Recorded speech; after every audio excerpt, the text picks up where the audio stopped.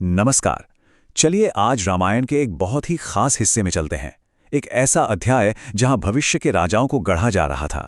ये कहानी है अयोध्या के 4 राजकुमारों की, जिन्होंने महल के सारे ऐशो आराम को छोड़कर गुरु के आश्रम में अनुशासन और तपस्या का वो मुश्किल पाठ सीखा जिसने उनकी जिंदगी बदल दी। तो आइए उनकी इस कमाल की यात्रा को और करीब से देखते हैं। ये जो पंक्तियां हैं ना, ये हमें सीधे उस कहानी में ले जाती हैं जिसे हम जितनी बार सुने मन ही नहीं भरता। ये कहानी है अयोध्या के उन राजकुमारों की जिनके महान भविष्य की नींव उनके बचपन में ही रखी जा रही थी। तो कहानी शुरू होती है अयोध्या के उस आलीशान महल से, जहां राजा दशरथ के 4 लाडले पुत्रों की किलकारियों से दीवारें गूंजती थीं। उनका बचपन वो तो बस आनंद, खुशियों और शाही दुलार से भरा हुआ था। देखिए, राजा दशरथ के इन चारों बेटों का नामकरण खुद गुरु वशिष्ठ ने किया था, और हर नाम में ना उनके भविष्य की एक झलक छिपी थी। कौशल्या के पुत्र को नाम मिला राम, यानी जो सबको आनंद दे। कैकेयी के बेटे भरत कहलाए, जिनका मतलब था जगत का भरण पोषण करने वाला।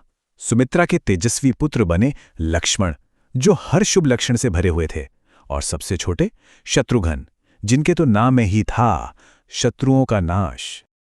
उनका बचपन खेल कूद से भरा था। जरा वो सीन याद कीजिए, जब नन्हे से श्री राम अपने छोटे छोटे कदमों से ठुमक ठुमक कर चलते थे और उनकी पैजनियों की छमछम से पूरा आंगन गूंज उठता था। ये वो नज़ारा है जो आज भी हम भजनों में गाते हैं। और बच्चों की जिद भी क्या चीज होती है ना। एक बार तो रघुवर राम ने खिलौने में चांद ही मांग लिया था, और तब थाली में पानी भर के उन्हें चांद की परछाई दिखाई जाती थी और वो उसी में छप छप करके खेलते थे। सोचिए, दिन भर दोस्तों के साथ खेलकर जब वो धूल मिट्टी में सने हुए आते और अपने पिता राजा दशरथ से लिपट जाते, तो महाराज का दिल खुशी से भर जाता था। ये था उनका एकदम बेफिक्र बचपन। लेकिन अब जिंदगी एक नया मोड़ लेने वाली थी। लेकिन बचपन का ये सुनहरा दौर हमेशा तो नहीं रह सकता था। अब वक्त आ गया था ज्ञान पाने का, जिंदगी के एक ऐसे चैप्टर का जिसके लिए उन्हें महल की इन महफूज दीवारों को छोड़ना था और गुरु के पास जाना था। तो गुरु वशिष्ठ ने यह फैसला किया कि वसंत पंचमी के शुभ दिन पर राजकुमारों का यज्ञोपवीत संस्कार होगा।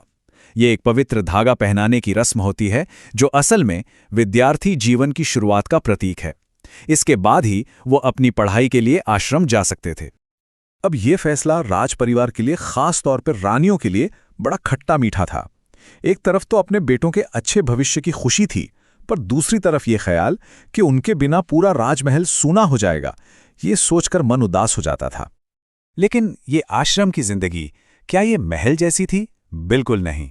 तो चलिए देखते हैं वो कौन से सख्त नियम थे जिनका पालन हर शिष्य को करना पड़ता था, फिर चाहे वो कोई राजकुमार हो या आम इंसान का बेटा।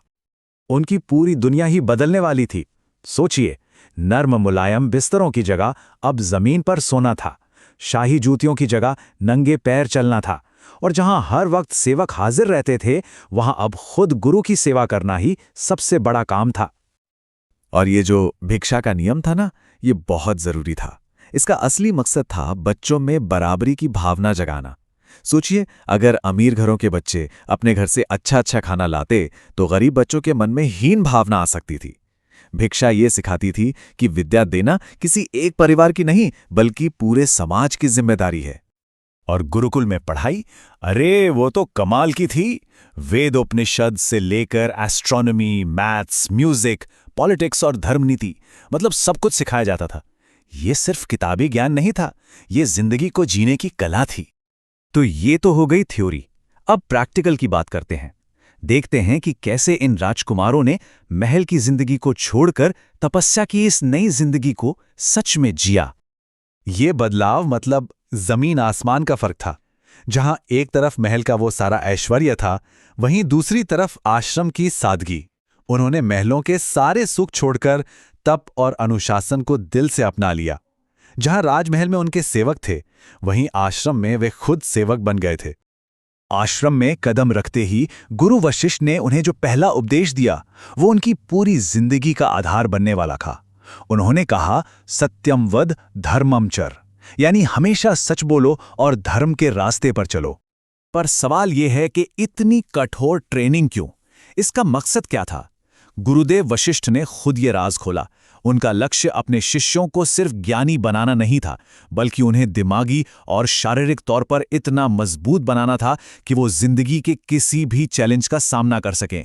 उन्होंने जैसे भविष्य को देखते हुए कहा था, आज तुम राजकुमार हो, पर कल अगर वनवास भी जाना पड़ा तो यही तब तुम्हें टूटने से बचाएगा। तो इस पूरी मुश्किल ट्रेनिंग के दौरान एक चीज थी जो पहले से भी ज्यादा मजबूत हो रही थी, और वो था चारों भाइयों का आपसी प्यार और भाईचारा। राजकुमार थे, सही है, लेकिन थे तो बच्चे ही, है ना? रात में जब उन्हें अपनी माँओं की याद सताती तो मन भावुक हो जाता था। एक रात छोटे भाइयों ने कहा, राम भैया, मुझे मेरी माँ याद आ रही है। अपने भाइयों को दुखी देखकर राम ने एक बड़े भाई का फर्ज निभाया। उन्होंने अपने छोटे भाइयों को सुलाने के लिए एक बहुत प्यारी सी लोरी गाई।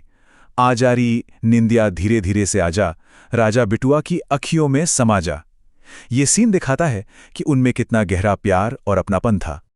तो यहां आकर एक सवाल मन में उठता है, क्या गुरुकुल की यही सख्त तपस्या, यही अनुशासन और यही भाईचारा उनके उस महान भविष्य की नींव थी जिसका इंतजार पूरी दुनिया कर रही थी? ये जो अनुभव था, ये सिर्फ एक पढ़ाई नहीं थी, ये उनके चरित्र का निर्माण था, जो उन्हें आने वाली हर चुनौती के लिए तैयार कर रहा था।